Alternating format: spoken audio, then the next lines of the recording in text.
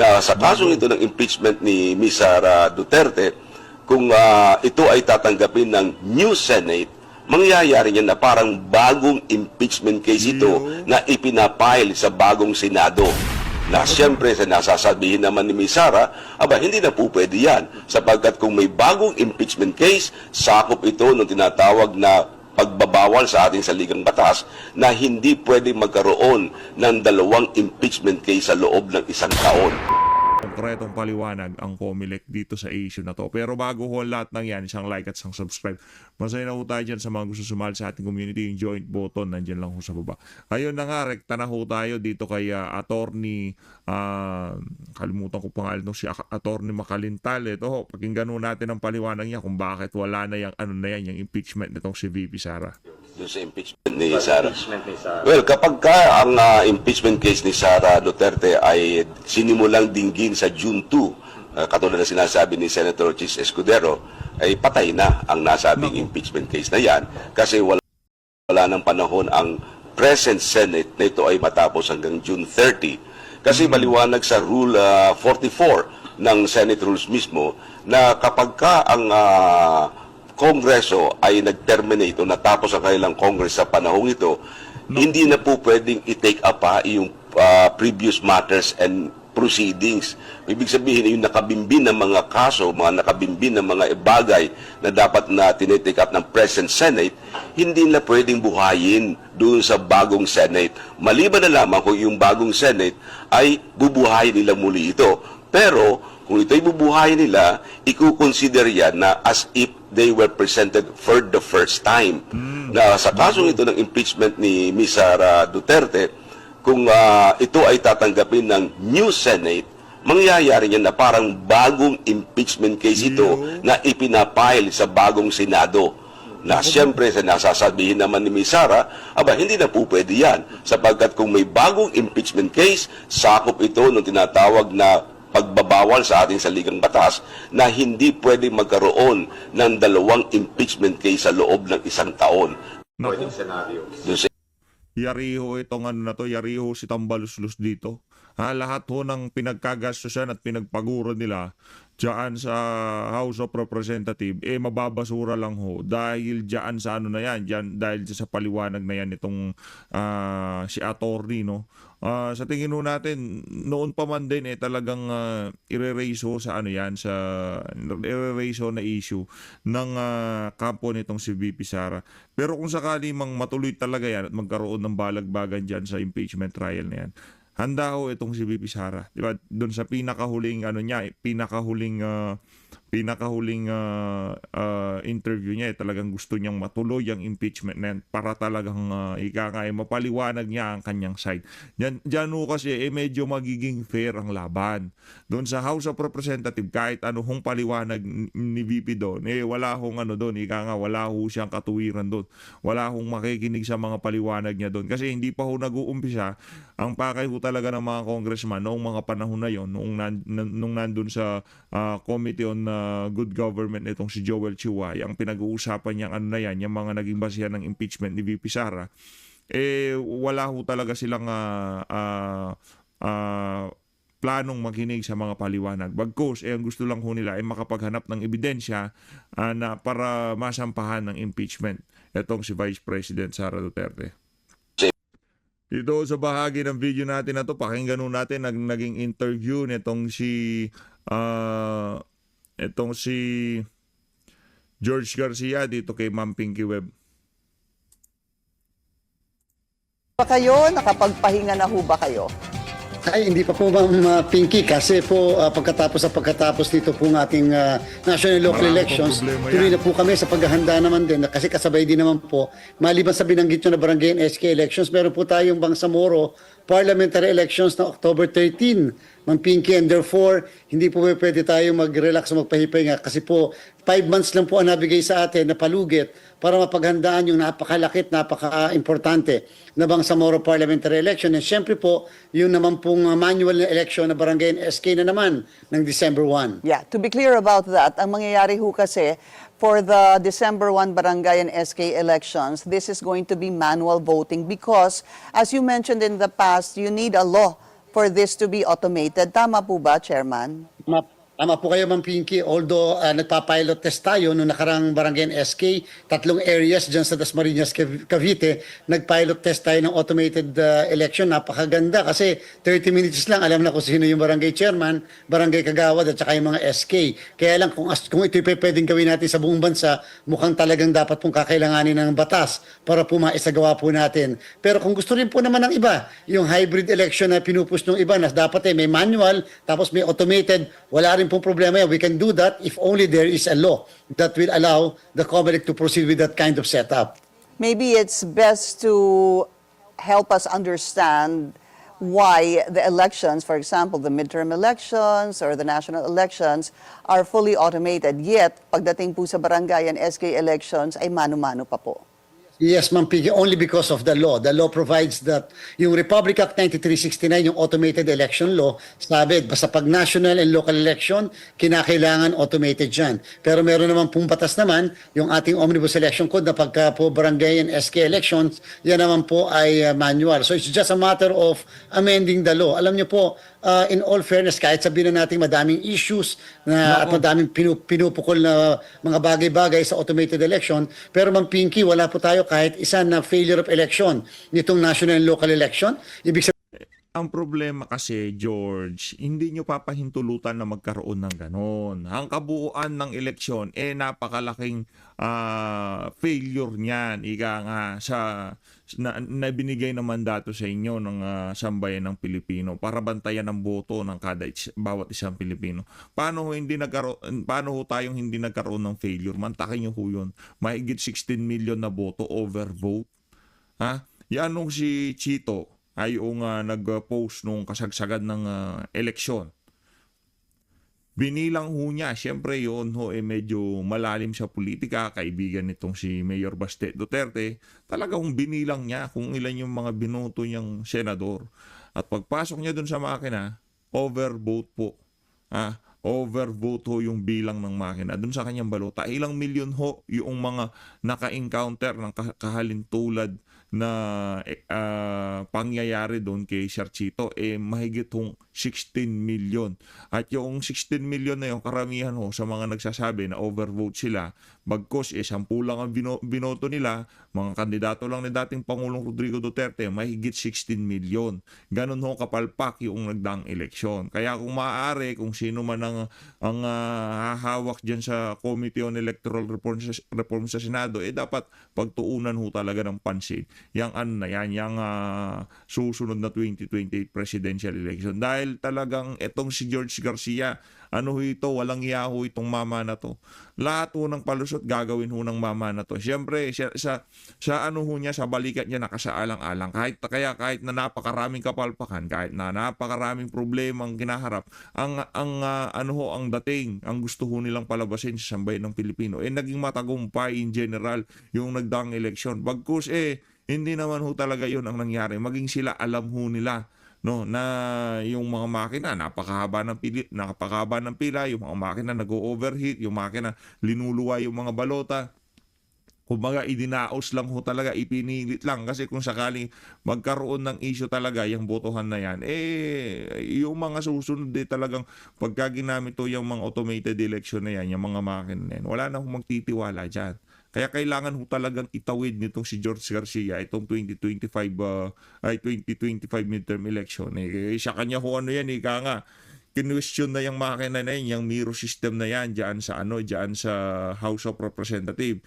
Yung Miro system ho na yan, unang ginamit sa ating bansa. Wala ho silang experience sa kahit anong bansa na ginamit yung mga makina na yan para sa kanilang eleksyon. Nakasaado, kung di ho tayo nagkakamali, nakasaad sa batas kung gagamit man tayo ng sistema diyan sa automated election, kung sino man ang aarkilahin ng pamahalaan, dapat at least merong experience na yung mga makina na yan ginamit na doon sa mga nagdaang eleksyon sa iba't ibang mga bansa. Doon pa lang ho sa condition na yon, meron na hong problema yung Miro na yan. Kaya nagtataka ho tayo kung bakit pinilit. At ngayong mga panahon na to, napakarami na hong nagrabas ang post sa social media, pero pinipilit pa rin ho na naging matagumpay daw in general yung nagdaang election. Mahigit 16 million overvote. kahit tignan ho natin ang kasaysayan ng pagboto, wala hong ganun karaming overvote.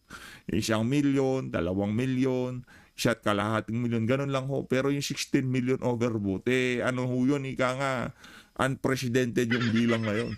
Sabihin lahat ng presinto natin, 94,000 precincts, nag-function. Number two, in just a matter of the night of the election, nakapag-proclaim na po ng mga mayors Yung po mga governors, probinsya, the next day, naproklama na rin po kaagad at lahat-lahat. Yung nga po mga senador natin, na tapos ang ating canvassing in just a matter of 3 days. So try to imagine, ma'am, kung yan ay automated, hindi na po natin kakailanganin pa maghintay ng matagal. May mga ballot snatching, may mga talagang threatening, violence, terrorism that will be committed against electoral board members or board of canvassers. Dito po sa nangyaring automated, wala pong ganong klase ng mga pangyayari. Marami lang overvote, no? Marami lang overvote. At yung overvote na yon, yung 16 million na yon, yun ay mga Pilipinong bumoto. Yun ay mga sagradong boto na hindi nabantayan o hindi natin malaman kung saan napunta yung mga overvote na yon. Dahil hindi natin alam ang kadahilanan kung bakit rinihistro bilang overvote ng mga makina yung yung mga balota na yon. Meron ho talaga tayong problema dito, George Garcia. Wala kaming pakialam kahit na medyo matagalan. Ngayon, kung problema nyo, seguridad, napakaraming pulis, napakaraming sundalo. 'Di ba? Kaya nga merong absentee voting para sa panahon ng eleksyon makapagbantay yung mga pulis at sundalo. Anong takutan, anong harassment? Walang problema nyo yan, Comelec. Problema nyo na bantayan ang boto ng bawat isang Pilipino. Yun ang pagtuunan nyo ng pansin. Kaso, imbis na yun ang nangyari ho mga kababayan, idinaan ho tayo sa mga makina at dun sa mga falsipikadong eksplanasyon itong si George Garcia. Natatakot daw sila, nag-isyo matagal lang proclamation. Wala kaming problema doon. Walang problema kahit tumabot pa ng 2 linggo, kahit ngayon pa lang tayo magpuproklama ng mga nanalo ng senador. Basta gusto lang ho natin magkaroon ng tarahan, George. Kaya sigurado ho tayo mga kababayan dyan sa Miro na yan. May kumita dyan, di ba George? Di ba? May kumita dyan sa Miro system, kaya pinagpilitan nila. Binulgar na ho yan ni Kong Dante. Binulgar na ho ni Congressman Rodante Marcoleta yan, na meron talagang problema yung Miro na yan. Hindi ho ito para maupo yung mga kandidato dyan sa PDP Ang pagsasalita ho natin, ang pagkontra ho natin sa mga nangyaring kapalpakan dyan sa Comelec. Sa kadahilan ng noon pa man, hindi ho tayo fan ng automated election. Hindi ho tayo fan yan. Tayo ho medyo old fashion ho tayo ika nga.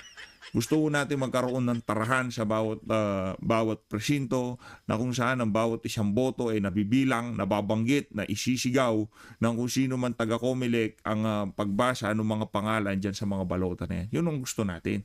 Dahil yun, anong takutan? Anong ginagawa ng mga pulis? Madadaan ba sa takutan ang Comelec? Naku, isa ho kayo doon sa mga ahensya na makapangyarihan sa panahon ng kampanya, panahon ng eleksyon. Isa ho kayo doon sa mga ahensya na pagka nagsalita kayo sa panahon ng eleksyon, pinapakinggan kayo. Ngayon, kung yung isang lugar, meron nga kayong kakayahan na isa ilalim sa Comelec control ang isang lugar pagka di ba? Ang isang panahon ng kampanya, di ba? Pagka maraming kaguluhan. Hindi issue yung kaguluhan na yan. Ang issue dyan, merong kumita dyan sa Miro system na yan kung bakit hindi siya matanggal-tanggal. Sa kabila ng napakaraming issue ang naglalabasan ngayong mga panahon na to. Yun. So, with regards to what you mentioned a while ago, Chairman, on proclaiming the winning candidates, there are at least two individuals very unhappy with the COMELEC. One is asking for your resignation and the other one is asking that, basically saying that the COMELEC commissioners should be impeached. Of course, the first one is Ronald Cardema, whose proclamation of the Duterte Youth Party list has been halted because of a petition. And likewise, ito pong si Vice Mayor Ral candidate or winning mayoral candidate, Attorney Respicio, dahil naka-on hold din po yung kanyang proklamasyon. Unahin na po natin si Mr. Ronald Cardema. Basically, there were two party list groups that their proclamation was suspended for the meantime due to pending petitions. However, dalawa po sila, Duterte Youth and Bagong Henerasyon. Pero yung Bagong Henerasyon po ay tinanggal na po yung yung suspension. So they have been proclaimed. Not yet, Ma'am Pinky. Na-resolve na lang po kanina, lumabas yung resolution ng division na dinismiss yung petition laban po sa kanya. Yun po yung sinasabi naman natin. And therefore, yung pong binabanggit nyo, yung Duterte Youth, sana medyo makahintay lang ng konti kasi ilang taon na nga pong nakapending yung case na yan. And therefore, talagang tama naman po na ma-resolve na. Yeah. Ngayon, Ma'am Pinky, hindi ko lang po makita at mawari talaga kung bakit paano mariresolve yung kaso kung magre-resign ang chairman ng Commission on Elections. To think, Ma'am Pinky, that I did not participate. Brad, dapat mag-resign ka dyan sa pwesto mo na yan. Sa dami ng iskandalong kinahaharap ngayon ng COMELEC, hindi mo natin malaman kung saan nang kumukuha ng kapal ng mukha ito si George Garcia para humarap sa media sa kabila ng nagkaroon ng 16 million overvote sa nagdaang eleksyon. Yung 16 million na yun, nakapagpanalo ho ng presidente yun noong 2016 presidential election. Yung 16 million na yun, pinanalo ho si dating Pangulong Rodrigo Duterte. Yung ganong karaming boto, ika nga. Kaya para sabihin na hindi ka magre-resign o hindi nyo re-resolvahin yung mga na-encounter na problema. At hanggang ngayon, maraming naglalabasan na talagang hindi na nga ho, hindi na vote buying ay issue natin dito ngayong mga panahon na to. Di ba? Wala ho tayong ganong karaming naririnig na merong namimili ng boto. Etong si ganito, nahuli siya ng mga tauhan niya, namimili. Wala ho tayo narinig na ganon. Ang issue ho ngayon, yung mga bumoto, hindi ho namin malaman, maging tayo dito sa PH Update, personal, hindi ho natin malaman kung talaga bang nabibilang yung ating mga boto pagkat pinasok natin dyan sa makina na yan. Magkaroon ng manual counting. Kung gusto nyo nang ipakita yung mga numero sa screen, dapat po talaga, bigyan nyo rin ng ika nga tsansa yung bawat mga botante na makita nila sa bawat porsyento na yung kanilang boto ay boto ko yan, natara di ba? Pagka yan na binabasa o tinara yan, o ibig sabihin yung boto mo na bilang. Pero dyan sa automated election na yan, George, yung kapangyarihan ng bawat isang Pilipino, ginawa nyo lang numero sa computer. Hindi ho yun ang gusto namin. Dapat sa pisara, ilalagay doon bawat isang boto. Guguhitan ka ng isa. Yun ang gawin nyo. Ngayon kung meron ka pang natitira kahit katiting na kahihiyan sa sarili mo, bumawi ka sa 2028. Pag nagkaroon ng hearing sa Senado, mag-suggest kayo na ilagay sa batas na magkaroon ng manual voting. Kasi ipipilit nyo dyan, nasa batas kailangan magkaroon ng automated election talaga. Tapos, magkakaroon lang ng random, kumbaga spot check lang, hindi yung meron lang bilang ng mga porsyento ang manual counting ng COMELEC. Pero wala na akong kwenta yan, kahit na magkaroon ng manual counting, kahit hindi pa nagtali doon sa yung manual hindi nagtali doon sa computer, papalabasin pa rin ho nila nagtali yan. Wala ko kayo sa akin mga kababayan, kasi pagka nagkaroon ng manual counting, yung random manual counting sa iilang mga porsyento o iilang mga makina, kahit na ano pang maging bilang ng mga mga manual counting na yan, ibabangga ho nila yan doon sa kung ano ang lumabas doon sa makina. Kasi hindi ho pwede yan. Halimbawa, sa 10 tines ho nila, yung 8, hindi magkatugma yung isinend na datos ng makina doon sa manual counting. Hindi alangan naman sabihin ho nila yung 8 makina merong magkaiba yung sinend nilang datos doon sa manual counting na ginawa ng COMELEC. Hindi maaari yun. Kasi anong gagawin ng mga naproklama at hindi naproklama? Mag-iiyakan ho yan. Magsasalita ho yung mga yan. Siyempre, sila, sasabihin nila, ba't gano'n? Diba? Hindi parehas yan. Ibig sabihin, yung kabuuan ng naging eleksyon, magkakaroon ho ng duda sa mga nanalo, sa mga natalo, kung yun ba talaga ang nakuha nilang boto. Yun ang mangyayari doon. Kaya hanggat maaari, yung manual counting na yan, kung magsasagawa dyan, COMELEC din, ibabangga din ho nila yan doon sa kung ano ang ibinato ng mga makina doon sa doon sa municipal, doon sa provincial, ibabangga-bangga ho nila yan. Kaya yung manual counting na yan, kabalbalan ho yan, manual counting, precinct level ang gusto ho natin dito. Magkaroon ng tarahan sa bawat presinto. Huwag niyong problemahin ng gastos, George. Huwag niyong problemahin ng pagod, George. Ang nagbabayad dyan, sambayan ng Pilipino. Ang perang winawalyas dyan, pera ng sambayan ng Pilipino. Okay? Sasabihin, napakamahal, manpower, takutan. Walang problema. Meron tayong sundalo at pulis. Pero ang importante dito, kung manalo yan si Bam at si Kiko, wala tayong pakialam. Kung yun ang gustong mangyari ng sambayan ng Pilipino, hindi ho tayo magre-reklamo dito. Ang sinasabi ho natin dito lagi, hindi tayo nagsasalita para iupo itong si kandidatong ganito, si kandidatong ganyan, mapalitan si ganito. Hindi ho. Mabilang ng tama yung bawat boto ng bawat isang Pilipino. Dahil dito sa nagdaang eleksyon, sa maniwala ko kayo sa hindi, napakaraming kalokohan na nangyari dyan. In the suspension of the proclamation of these two party list organizations sapagkat meron po akong previous professional relationship sa kanilang dalawa. So hindi po ako nag-participate dyan.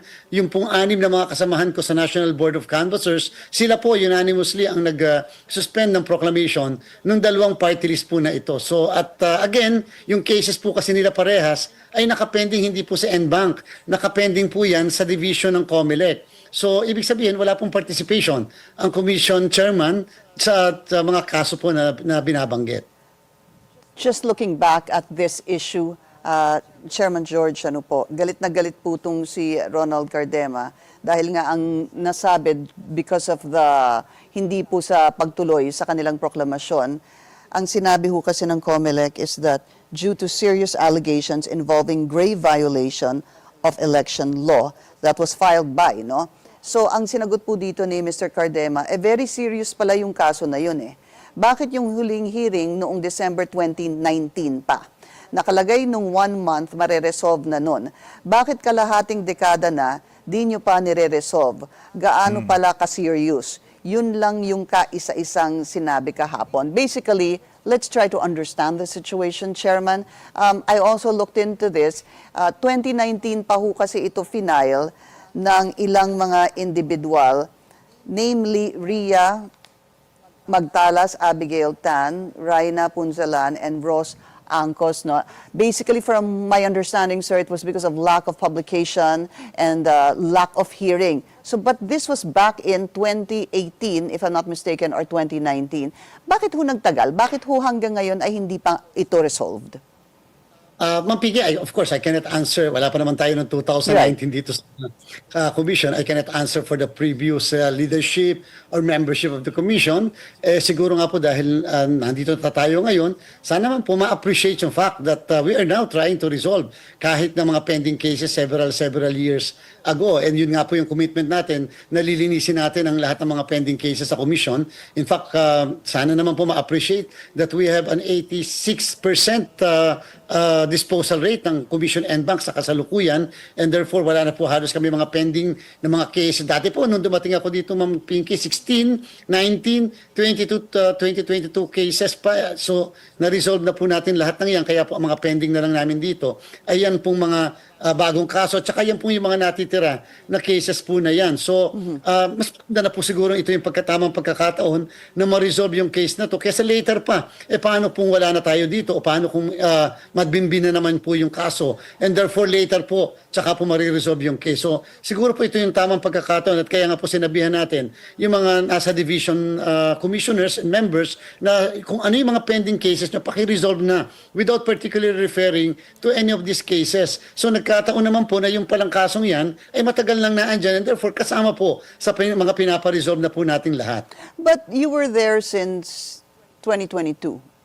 2022 as commissioner only muna. And then after that, I was appointed as chairman of the commission. And after po the appointment, remember ba, we prepared immediately for the barangay and SK elections and several plebiscites. So doon po tayo na-focus, and then saka naman pumasok itong preparation natin para sa national and local elections. So again, this is high time for anybody to resolve cases like this pending before the COMELEC. And I guess the question remains, sir, kung meron pong issue sa Duterte Youth Party List, paano sila nakaupo noong 2019, noong 2022, at supposed to be ngayong 2025. Again, this petition against the group was filed again 2018, sir, no? Or 2019. So, dahil nga nag-prepare kayo, would you say that somehow nakaligtaan ho kaya na resolbahin itong kanilang issue?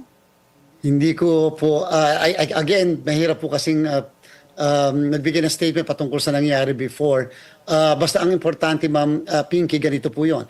I think without touching on the merits of the case, the very issue here is because of the issue of jurisdiction of the COMELEC. Kaya po hindi po siya madali na kaso. It's a very complicated matter because the question is what is the effect in case indeed there is no publication of the application for registration. So yan po ay kinakailangan i-resolve. Nagkaroon ba ng jurisdiction ng komisyon dyan sa petisyon? At kung hindi nagkaroon ng jurisdiction, bakit na-proclaim? Ilang beses na nga nakaupo, tama po yan. Pero may latest decision po ng Supreme Court, Ma'am Pinky, kasi yung kaso ng Anwaray versus the Commission on Election. Doon sa Anwaray, ilang beses nakatakbo yan, ilang beses na nanalo. But the COMELEC later on disaccredited Anwaray party list and it reached the Supreme Court. The Supreme Court affirmed the power of the COMELEC to even review the accreditation of a party list because continuing po yung qualification na yan. And doon po natanggal yung Anwaray. It resulted to the proclamation of Akbayan party list nitong katatapos lang na term ng 2022. Yeah. So I think there's no doubt as to whether the COMELEC can resolve a pending case even on the issue of jurisdiction. As to whether lang why ngayon, yun na po ma'am, yun na po yung sinasabi natin because we caused the review of all the pending cases so that these cases can now be resolved immediately. Pero galit na galit po siya sa inyo. Yun nga po. Sino ba naman kasing hindi magagalit? Talagang pinupuntirya ho ang Duterte. Sa amin ninyo, sa hindi. Ano naman ikaw naman George, paupuin nyo na kasi, proklaman nyo na. Kung ano man ang problema, resolbahin nyo na. Hindi naman talaga yung sa House of Representative, hindi nga sila binibigyan ng budget. O pag nagsasalita sila, binabara sila ng mga kaalyado nitong si Tambaluslos. Ang atin lang ho dito, kung binigyan sila ng mandato ng napakaraming Pilipino para diyan sa party list na yan, kahit sino pa yan, kahit na mga mga pinklawan, wag lang yung mga makakaliwa kasi mga makakaliwa, mga salot yun eh. Kahit pinklawan, tingnan nyo yung kay Leila de Lima o nakapasok. Ayun, nagreklamo ba tayo? Kung yun ang gusto ng sambayan ng Pilipino, makapasok yung mahilig siya sa banayan dyan sa House of Representatives. Yang si Sel Jokno, Akbayan, nakapasok. Ano magagawa natin kung gusto ng sambayan ng Pilipino? Kahit na kay Risa Hontiveros, ano magagawa natin? Gusto yan, di ba? Nag-number 1 pa nga. Pero kung yung Duterte yun, nakapasok, huwag yun naman pigilan, huwag yung harangan. Nagmumukha kayong nagpapakasangkapan sa mga kumakalaban o sa mga galit diyan sa diyan sa party list na yan. Una na dyan, si Tambaluslos, yun sigurado dito. Ayaw ho nilang makaupo yung 30 na yan dahil dito sa second half ng administrasyon na to, panigurado makikipagbahalagbagan ho yung Duterte Youth Party list niya kung sakaling makaupo sila. Yun ang sigurado natin. Yun nga po. So, hindi na po ako magbibigyan ng Medyo tumataas po yung kanyang boses dahil nga para sa kanya, kay Mr. Cardema, how many votes did they get? 2.9 million? Correct. I believe, well, they were number 2. And hindi daw pinapayagan yung kanilang mga nominees na makaupo dahil nga sa naging decision ng COMELEC, which you're saying you were not part of, na hindi matuloy yung kanilang proclamation. Yun na nga ma'am, kaya po parang barking on the wrong tree. But of course, because I'm the head. Hindi barking on the wrong tree. Ikaw naman, George Garcia. COMELEC chairman ho kayo. Kung ano man ang mga nangyayari diyan sa diyan sa mga kaso, mga petisyon na isinampa. Sa gusto nyo, meron ho kayong kumpas diyan.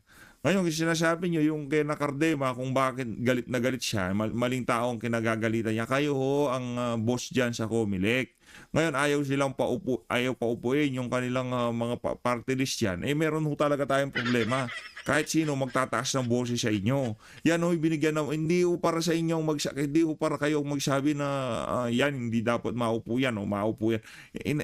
Pinagsalitaan nyo, ilinagay nyo sa balota ang pangalan ng Duterte. Naisa, binoto sila ng mga kababayan natin.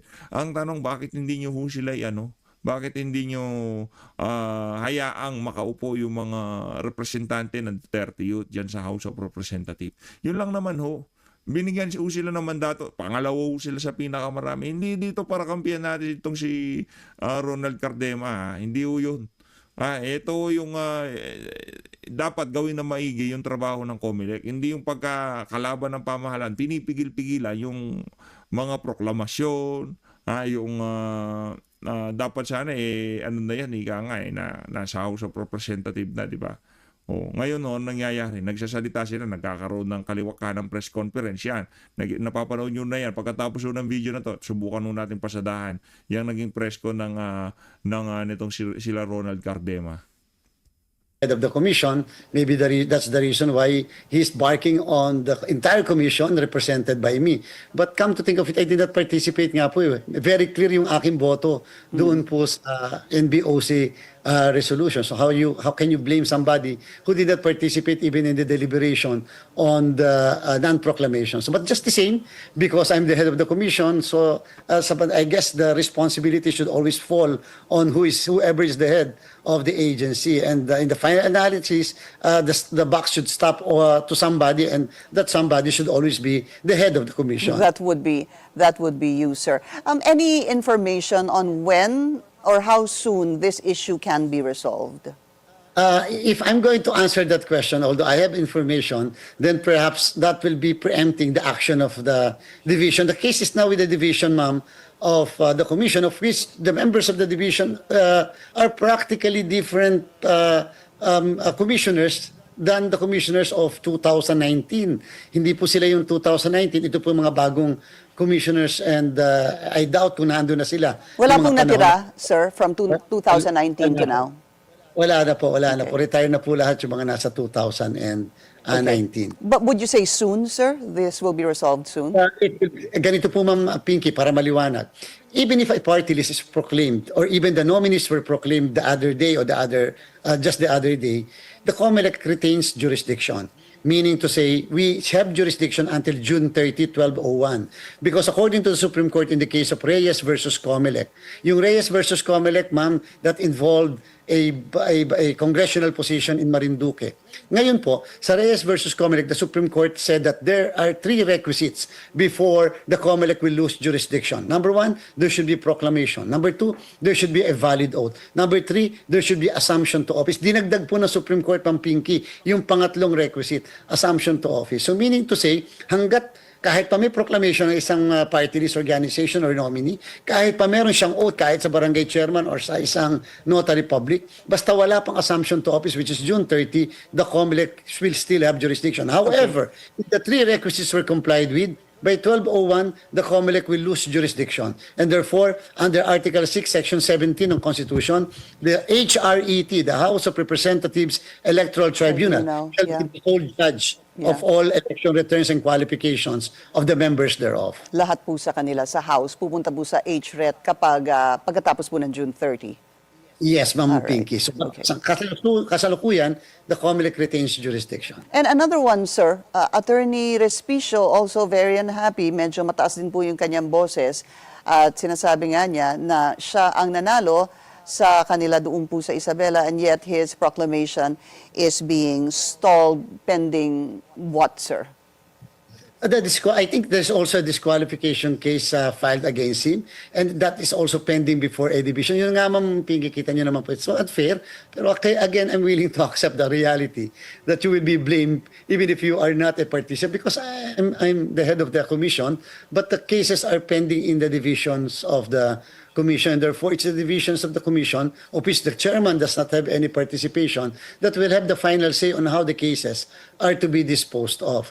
Gusto ko lang din sabihin, Ma'am Pinky, baka kasi akalain ng mga ilang nanalo o lahat ng nanalo sa buong Pilipinas na porket nanalo na po sila, all cases should now be dismissed pending before the commission. Dapat kung may pending case, pagka nanalo na, dapat wala na po yung kaso. Hindi po. Sa kaso po ng Velasco versus Comelec involving a mayor in Sasmuan, Pampanga, the Supreme Court was so emphatic that the will of the people even if elected, the will of the people cannot prevail over the rule of law. So meaning to say, even if you are elected, the cases will stay. Ang dami na po naming kaso at yan po yung consistent na doctrine. Kahit pananalo ang mga nakaupo, pwede pa rin po namin silang tanggalin. Kahit nga nakaupo at nagdi-dispose ng kanilang function because the COMELEC retains jurisdiction, especially if the position is a local position. Very concerned, si Attorney Respicio, sir. I know it's quite technical, but he was talking about this 3.4 version that he said that was supposed to have been used, but it was the 3.5 version. Again, this is a little too complicated for me. I did read on this, and you had a reasoning here na sinasabi mo, yun yung pinakita during the trusted build na tinatawag. But I guess just to summarize this, sir, may punto ho ba si Attorney Respicio nung sinabi niyang may diferensya doon sa 3.4 na ipinakita siguro sa ginamit sa makina pero ang lumabas daw po ay 3.5? Unfortunately, medyo mali po yung argumento. Pasensya na. Kahit po yung NAMFRED, PPCRB, nung nagpa-press con sila, nagsabi, nandun sila nung ang problem po kasi, Ma'am Pinky, yung mga nagsasalita, perhaps against yung ilan, hindi po kasi sila present during the trusted build at wala rin po sila during the so-called source code review, which were very important events and activities. Ngayon na naman tayo dyan sa source code review na yan Leading to the conduct of the election. So yung pong mga sinasabi ko mga citizens ang mga IT experts, present sila because, not because they were invited, but because they decided to be there during the trusted build. During the trusted build, ang daming mga recommendations, ang daming mga suggestions, ito ang dapat lagay, ito ang baguhin. So ayun po ay version 3.4. Siyempre, Ma'am Pinky, kung ikaw ay nagdadrap ng iyo pong yung sa inyong programa, siyempre pagka nag-edit ka na, itong version natin ngayon, tapos inedit na, sige, finalize the edited version, magiging version 3.5 na po yun. Ma'am, yung version 3.5, Ma'am Pinky, yun po yung na source code review, meaning yun yung nakita ng lahat ng mga experts, yun yung pinag-aralan ng experts for 2 months, Ma'am Pinky. Inisa-isa nila lahat yun. At pagkatapos yun din po, Ma'am Pinky, ang nalagay sa Bangko Sentral ng Pilipinas, yun po yung na-safekeep po doon sa kasalukuyan. So, yung 3.4, yun po yung before, any amendments, modification, etc. Yung 3.5 po yung final, yun po yung nagamit, at yun din po yung makikita nyo ngayon sa lahat po ng machines ng komisyon. And therefore, yung hash code na naandyan, yun po yung makikita nyo, yung 3.5 version. And, Ma'am Pinky, bakit po yung mga Citizens Arm? Napaka-credible na niyan, NAMFRED, PPCRB, Lente. Hindi naman po sila nagrereklamo doon sa... Meron nung reklamo ang tawag dito, ang PPCRB, di ba, nung nagkaroon ng yung mga boto hindi na sinyade pero yun ang binilang. 13 ang 12 ang ipinasok, binilang siya bilang overvote, di ba? Hindi naman binoto yung ibang mga kandidato pero sila yung mga lumabas. Especially diyan sa senatorial election. Doon talaga tayo nagka-problema nung dagdang election. So, Luis, maraming salamat sa pag-support sa Page Update. Mag-ingat po kayo lahat. Malinad na Pilipinas.